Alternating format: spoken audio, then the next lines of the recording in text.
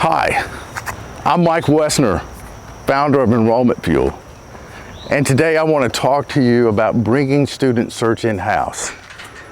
This article here in our 4th issue of Octane, I wrote in 2018 because I was traveling around the country and I was seeing that a lot of people were struggling with this idea of possibly insourcing their student search efforts. So honestly, I gotta say, it somewhat scared me because that's our business.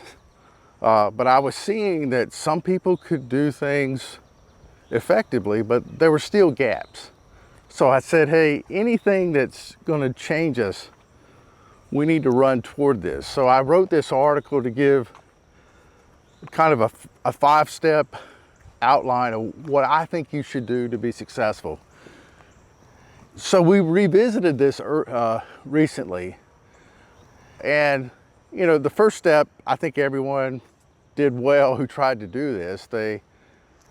It's where you evaluate your team and you make sure you have the right people that can allow you to do this. Secondly, you have to have the right resources, the right technology, the right equipment. And the third step was you have to really understand the hidden costs, because there's costs in there that you're probably not planning for. And one of the biggest cost factors is time. You know, do you really have the time to do something that you should outsource?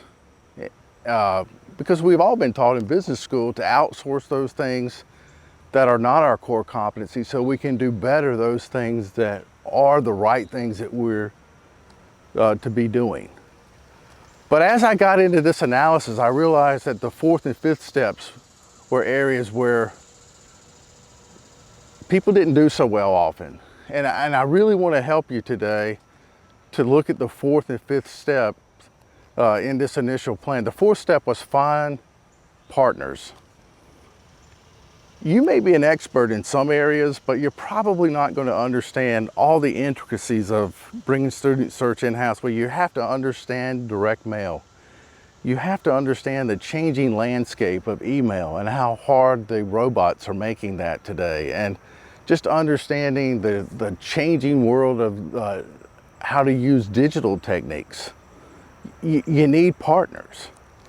And when I talk about partners, one of the things that I'm reminded of is when you're partnering, Harvey McKay wrote a book that said, dig your well before you're thirsty. The time to find your partners is not when you're in trouble. It's to already have those relationships in place, because the 5th suggestion in this roadmap to being successful is to have a backup plan.